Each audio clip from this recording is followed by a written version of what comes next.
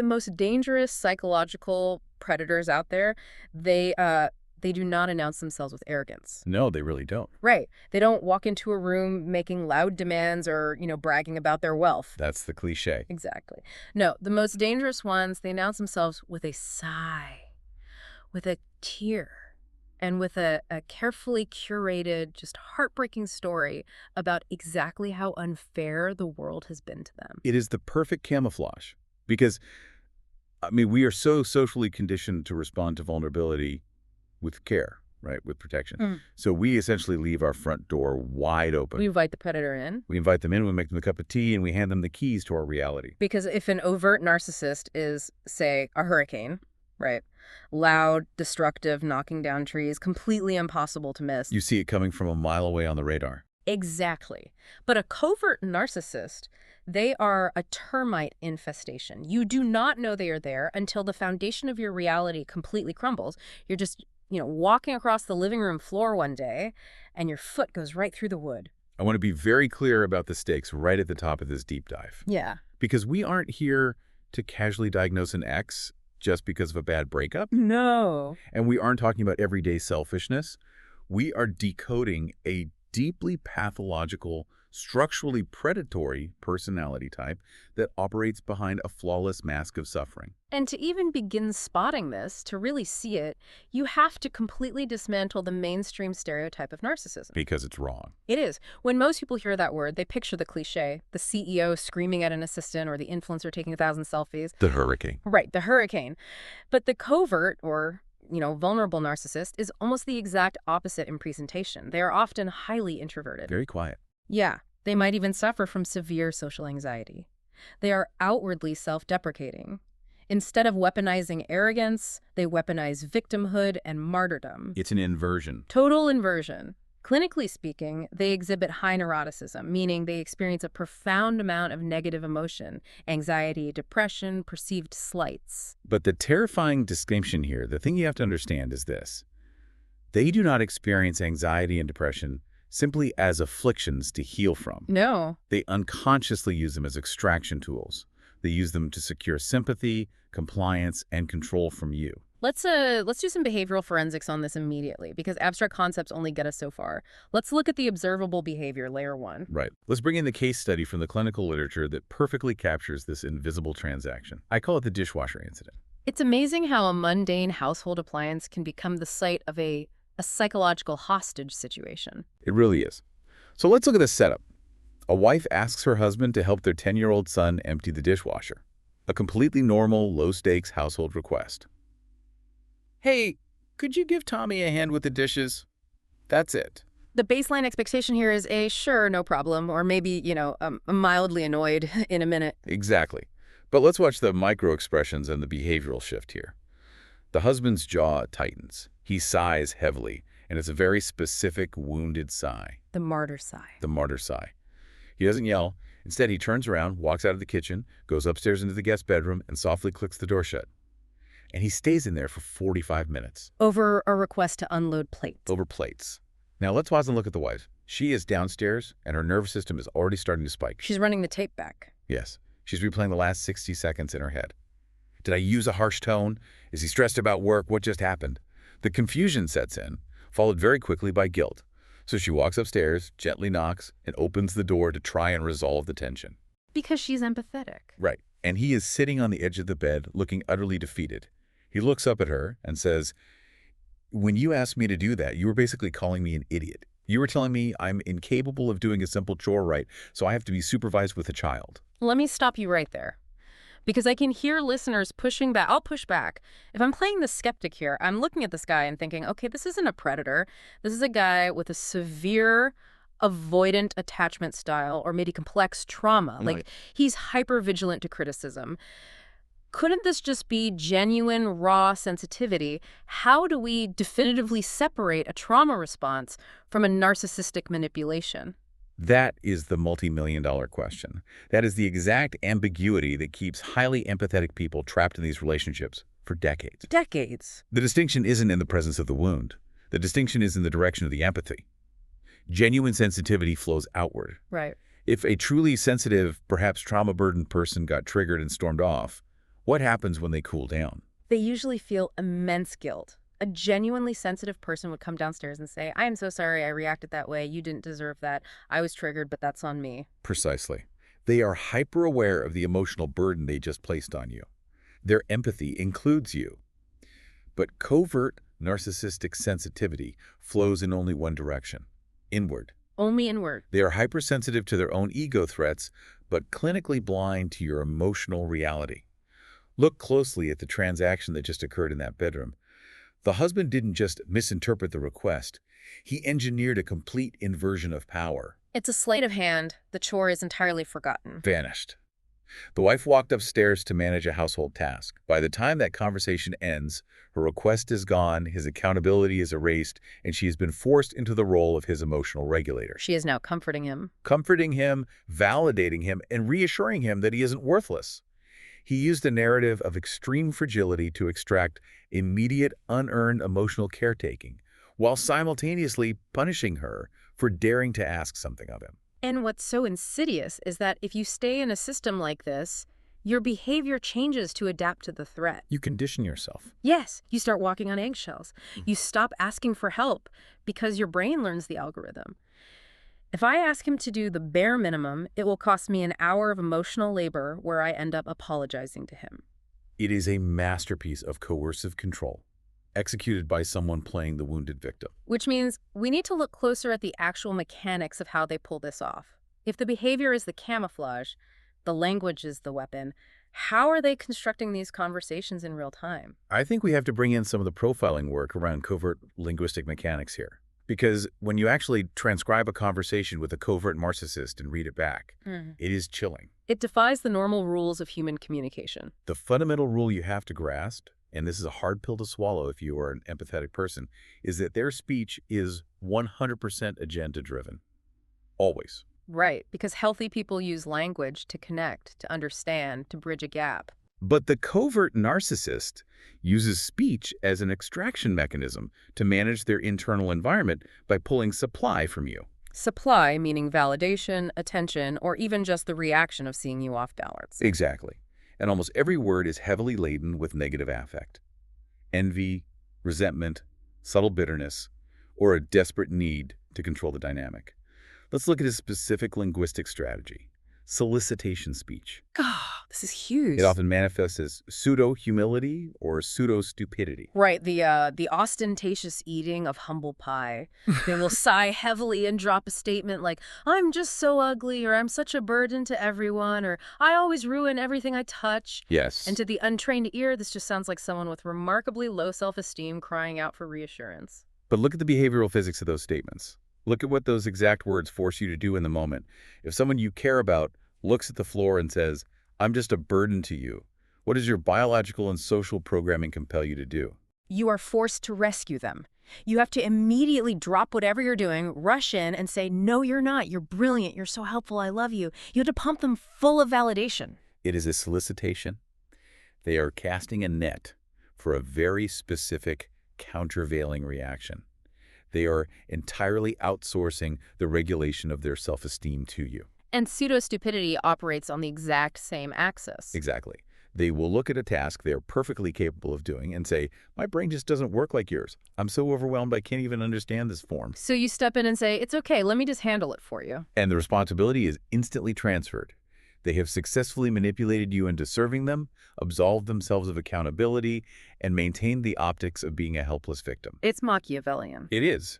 But because it's cloaked in fragility, you don't recognize it as dominance. And this naturally leads us into what is perhaps the most dangerous linguistic trap for anyone listening. If you have been in the orbit of a covert narcissist, you have almost certainly fallen into this. Oh, absolutely. You probably know the acronym DARVO, which we will deconstruct later. But right now, we need to talk about JADE. J-A-D-E. Justify, argue, defend, explain. JDE is where highly empathetic, articulate people get absolutely decimated.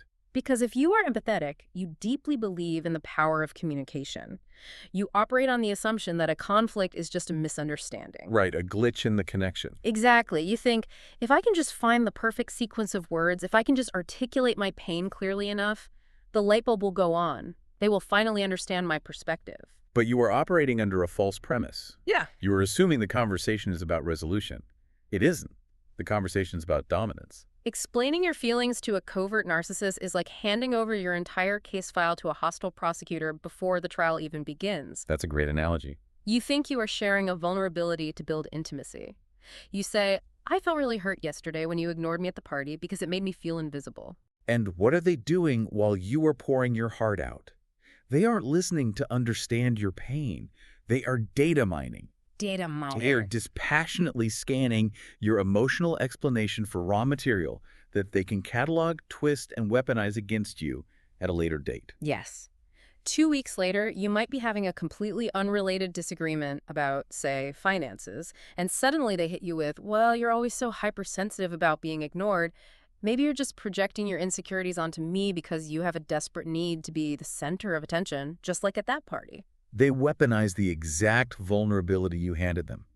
Every justification you offer, every defense you mount, is just ammunition for their arsenal. You are feeding the machine that is crushing you. And the more you explain, the more disoriented you become. Because they use deflection and circular logic to keep you off balance.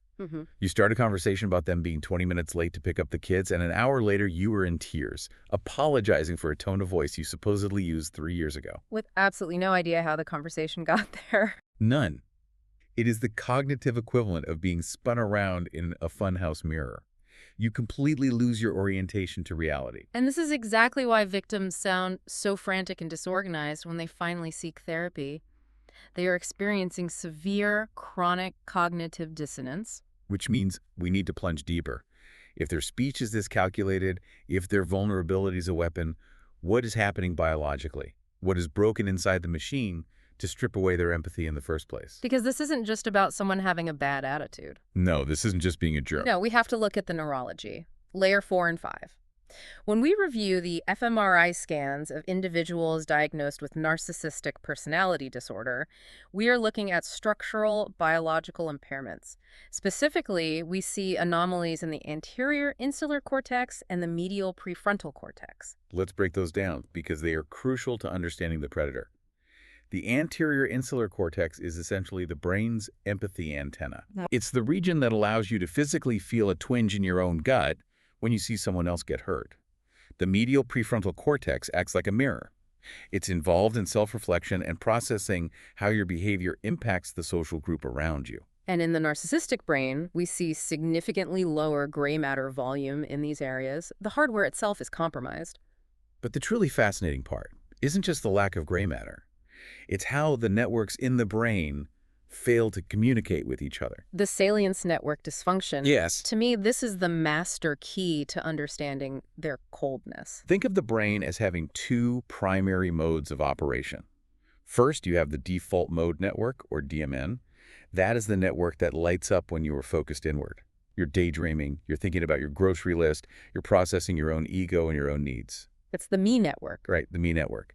Now, in a healthy brain, when you encounter a stimulus outside of yourself, say your spouse starts crying or your child falls and scrapes their knee, your brain's salience network kicks in. The salience network acts like a clutch in a manual transmission car. It depresses the default mode network, effectively turning the me network off, and shifts your cognitive resources outward so you can attend to the person in distress. It's a biological toggle switch. Stop focusing on me, shift focus to you. Precisely. But in the narcissistic brain, the salience network, that clutch, is dysfunctional. It fails to inhibit the default mode network. Wow.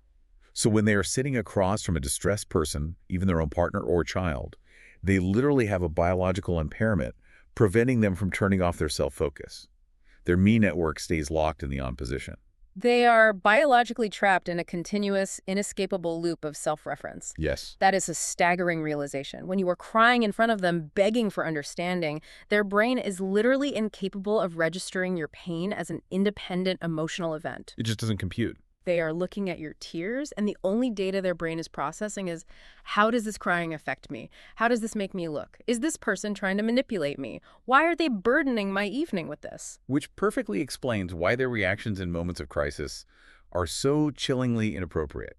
Why they suddenly look at you with dead eyes, or why they instantly hijack your crisis and turn it into a story about how stressed they are. They cannot shift gears. They physically can't. But exploring the biology inevitably forces us into a highly controversial corner. Layer 6. Nature versus nurture. Oh, yeah. Where does this neurological hardware come from?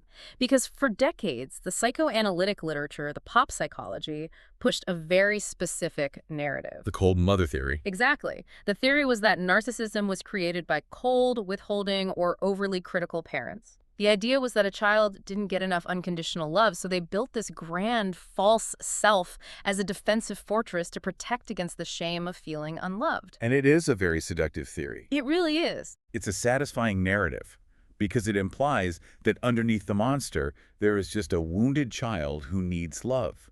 But modern behavioral genetics and large-scale twin studies have absolutely decimated that narrative. Let's unpack the methodology here, because the data from these twin studies is a profound paradigm shift. Okay, so when researchers want to isolate what causes a personality disorder, they look at identical twins, monozygotic twins who share 100% of their DNA. Right.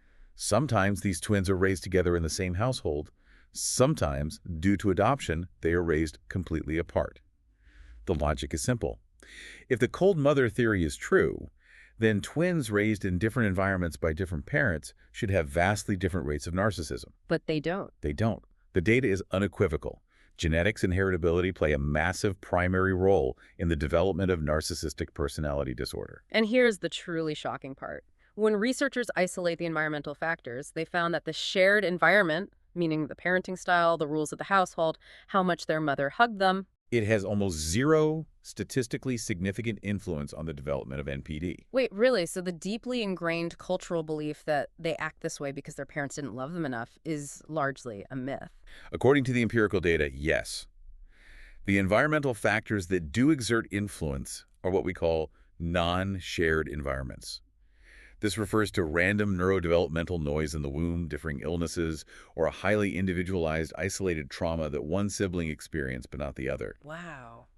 But the broad strokes psychoanalytic idea that bad parenting caused this is not supported by the hard science. We are looking at a highly heritable neurogenetic pathology. The implications of that for a partner or a victim are massive. It means you cannot love them out of this. I can't. You cannot reparent them. You cannot heal their inner child with infinite patience and boundless empathy, because their inner child isn't just wounded.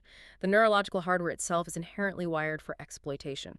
Which requires us to fundamentally rethink how we classify the covert narcissist. We need to destroy the idea that the overt, screaming narcissist and the quiet, introverted, covert narcissist are two different species of human. They are not. Let's talk about the metaphor of the malware program to explain this, because I think it captures the mechanics perfectly. A lot of people think my partner isn't a narcissist because they aren't loud, they aren't bragging about their car, they aren't demanding the best table at the restaurant. Exactly. But overt and covert are not different programs. They are just different user interfaces for the exact same malicious code. Right. Imagine pathological narcissism as a highly destructive malware program installed on a computer.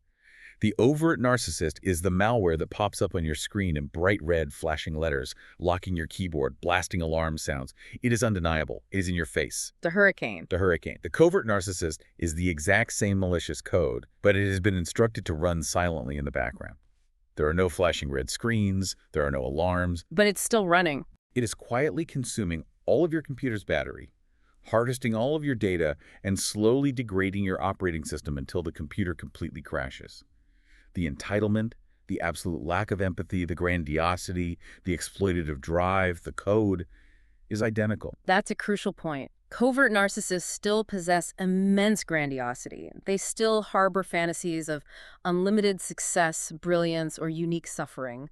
They still believe they are godlike and misunderstood by a mediocre world. Yes. They just possess high neuroticism and introversion, which suppresses the outward, brash display of that grandiosity. And very often, that suppression is a learned survival mechanism based on a specific environmental condition.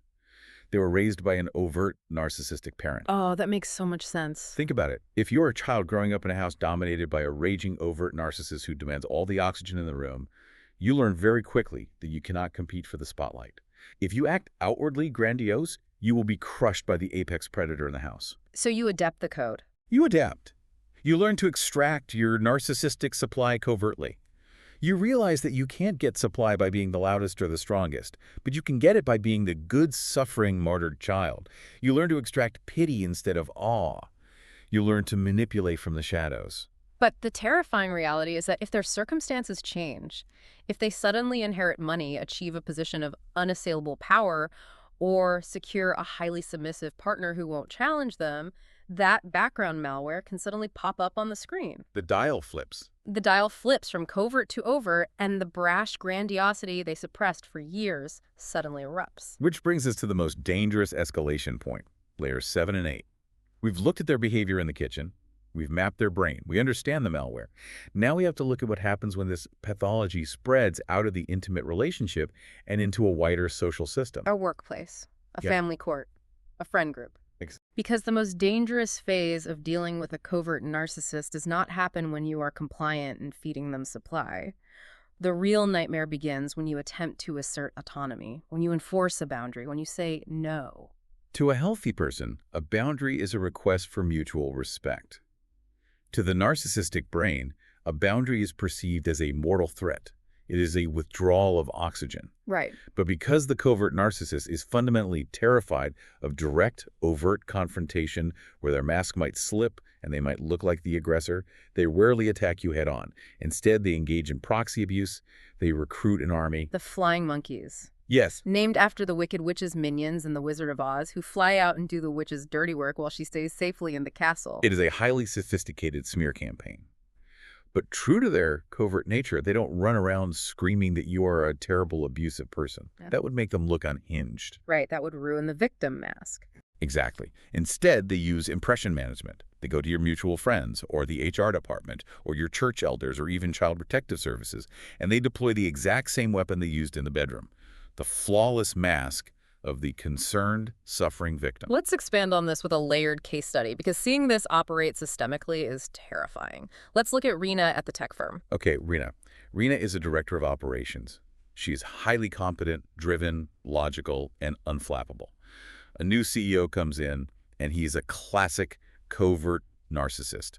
He makes erratic decisions based on his ego, he requires constant emotional validation from his executives, and he uses passive aggression to manipulate the team. And Rena, simply doing her job, starts pushing back. She enforces professional boundaries. She asks for clear directives in writing. Now, if he were an overt narcissist, he would just scream at her in a board meeting and fire her. But the covert CEO doesn't do that. That would damage his carefully crafted image of the empathetic leader. Right. Instead, he begins a quiet, systemic dismantling of her reality. He schedules one-on-one coffees with everyone above Rena on the board and everyone parallel to her on the executive team. Sowing the seeds. And he plants seeds. He leans in, lowers his voice, puts on a face of deep pastoral concern, and says, "You know, I'm really worried about Rena. She seems so incredibly stressed lately. Have you noticed she's becoming a bit rigid? I'm just not sure she's a team player anymore. She seems really resistant to growth, and I just want to make sure she's okay." He weaponizes concern to assassinate her character. He triangulates the entire office, Yeah. and Rena has absolutely no idea it's happening. All she notices is the chilling effect. So whispers in the hallway. Suddenly, she isn't invited to the informal strategy lunches. Colleagues are giving her tight, awkward smiles. Her proposals are met with strange, unfounded skepticism. By the time a trusted colleague finally pulls her aside and reveals what the CEO has been whispering for months, the structural damage is catastrophic. Her reputation is ruined. The CEO has successfully deployed a flying monkey network to destroy her professional standing, all without ever once confronting her directly. And what makes this so devastating is that it exposes a massive systemic vulnerability in our culture. It absolutely does.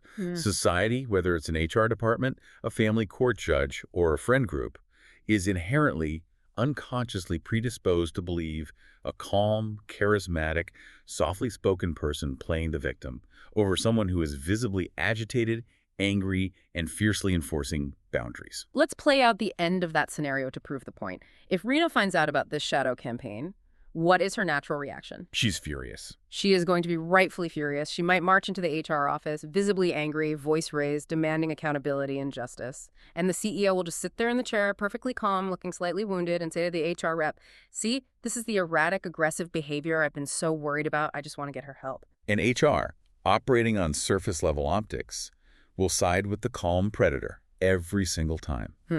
It is the ultimate psychological checkmate, and it relies heavily on a tactic you mentioned earlier. Darvo. Deny, attack, reverse victim and offender.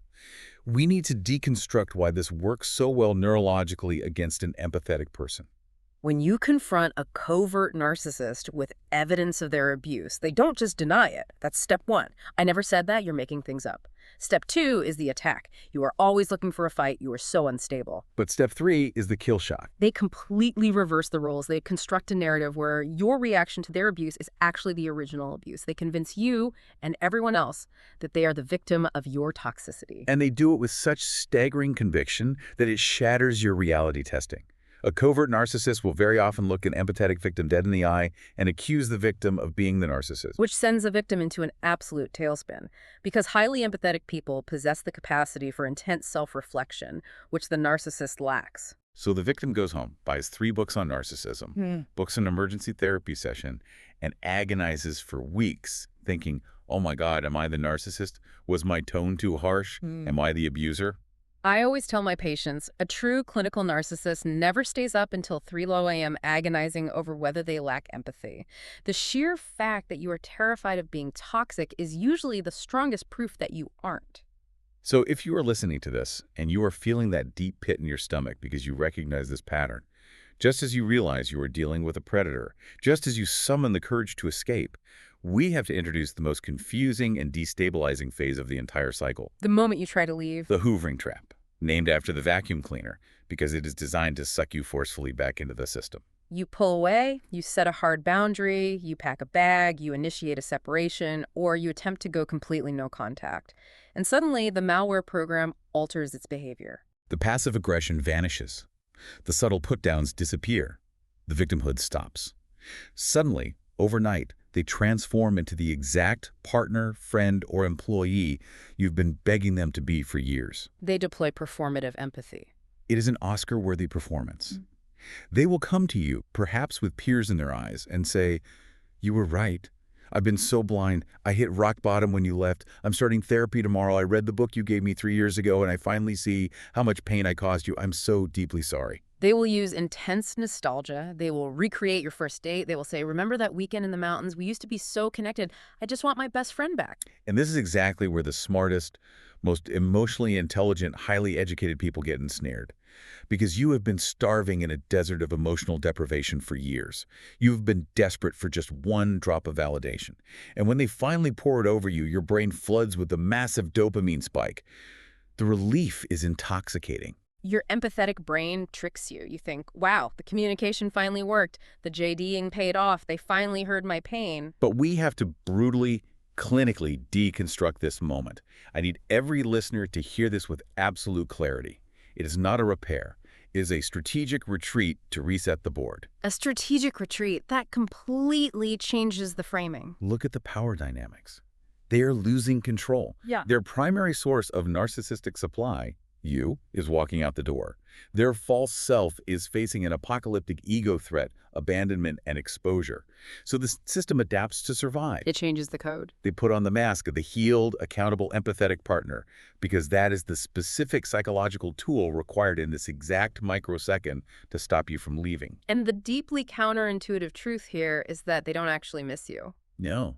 They do not miss your core essence. They miss the supply you provided. They miss your income, your social status, the clean house you managed, or simply the emotional regulation you provided by being a reliable target for their negative projections. So when a covert narcissist says, I miss you, the accurate translation is, I miss the utility of you. Exactly. So what happens if you take the bait? What happens if you accept the apology, unpack your bags, and stay? The mask will stay firmly in place for a few weeks, maybe a month. They will go to a few therapy sessions. But maintaining that fake empathy requires an immense amount of cognitive energy for a brain that isn't wired for it. Eventually, the exhaustion sets in. And worse, resentment builds. Resentment. Yes, they feel a deep, burning resentment toward you because they feel they had to humiliate themselves and grovel to keep you. And then the punishment phase begins. The devaluation returns, but it would be exponentially worse than before. They have to punish you for making them pretend to be sorry. They have to reestablish dominance. So what does this all mean for the listener? We have dissected the behavior, the language, the neurology, and the societal traps. How do you actually survive this? Because the reality is you can't always just pack a bag and run away. No, life is complicated. What if this person is your co-parent and you are legally bound to them for the next 15 years? What if this is your department head and you cannot financially afford to quit your job right now?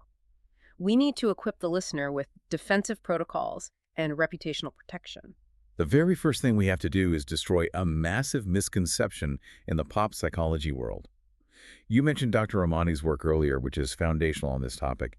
She points out something crucial. Setting normal boundaries with a covert narcissist is not just ineffective, it is actively dangerous. Explain the mechanics of that, because almost every self-help book on the market preaches just communicate your boundaries clearly. If you are dealing with a healthy, neurotypical person, a boundary acts as a fence. You say, please don't do X, the person says, understood. And the fence keeps both of you safe and respected. With a narcissist, a boundary is an invitation to war. It is a target. Wow. If you sit down and say, I am setting a boundary, I need you to stop texting me hostile messages after 9:00 p.m. because it gives me terrible anxiety and I can't sleep. You think you are protecting yourself. But what you have actually done is hand them a highly detailed, personalized manual on exactly how to destroy your nervous system. You just told them your vulnerability. Yeah. So what happens? They will start texting you at 9:01 p.m. Unbelievable. And if you get angry and react, they will play the victim. Wow, you are so controlling and rigid about time. I'm just trying to ask a simple question about the kids, and you explode at me. They use the boundary declaration as a weapon to prove that you are the difficult one. So the rule is you do not announce the boundary. You just silently, ruthlessly enforce it. Oh, Which brings us to ultimate defensive posture, designed specifically for situations where you cannot escape. The gray rock method. the objective of gray rock is to become as emotionally uninteresting and unresponsive as a literal gray rock on the ground. Yeah. You must starve them of the emotional supply they are trying to extract. Right. No grand displays of anger, no crying, no desperate explaining. Your responses become short, flat, factual, and completely devoid of emotional resonance. Yes. Yeah. No, I don't know. We will see. I have to bring up a common pushback I get from clients when I suggest this. Highly empathetic people hate doing this. They say, but isn't gray rocking just being cold and cruel? Aren't I basically giving them the silent treatment, which is a form of abuse? I feel like I'm becoming toxic. It is absolutely vital to understand the difference in intent between the silent treatment and gray rock. The silent treatment is an offensive weapon. It is designed to punish someone, to make them feel invisible, to inflict pain, and exact compliance. Right, it's aggressive. Gray rock is a defensive shield. You aren't being cold, you are being tactical. It is an emotional firewall deployed to protect your nervous system from a recognized threat. You are not trying to hurt them. You are simply removing the oxygen from the fire so it stops burning your house down.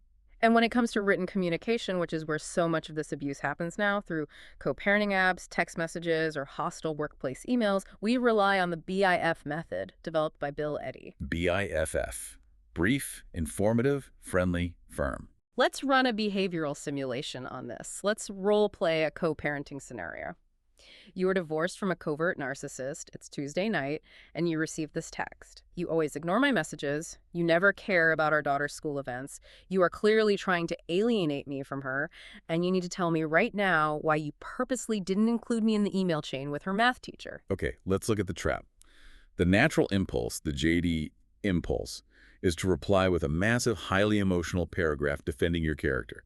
I didn't ignore you, I was at work. I sent you the schedule last week. I'm not alienating you. You're the one who never bothers to show up to her recitals. Which is exactly what they want. You are handing them a feast of emotional supply. Exactly. By arguing their premise, you validate that their absurd premise is worthy of debate. You step onto their battlefield. Instead, you deploy BIFF. Brief, informative, friendly, firm. So, a BIFF reply to that hostile text would look like this. I will be attending the 3:00 p.m. parent-teacher conference tomorrow, and I will share the teacher's notes with you via email afterward. Let's analyze why that is bulletproof. Brief, it is exactly one sentence. Informative, it states the factual time of the meeting and what the logistical outcome will be. Friendly, or in this case, neutrally professional. There is no sarcasm, no counterattacks, no defensive anger. And firm. Firm, it completely closes the loop. It does not ask a question at the end. It does not invite their opinion. It offers zero surface area for them to attach a new argument to.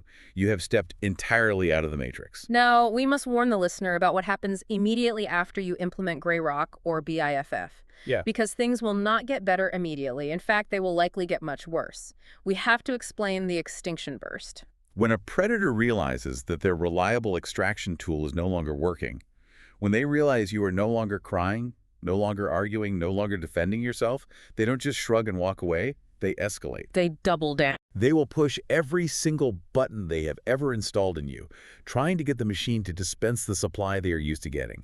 The passive aggression will spike. The smear campaigns will intensify. They might try to provoke you with shocking cruelty. It's like a child throwing a massive tantrum when the vending machine eats their dollar. They start shaking the machine. Exactly. Yeah. But if you hold the line, if you maintain the firewall, the extinction burst will eventually burn itself out.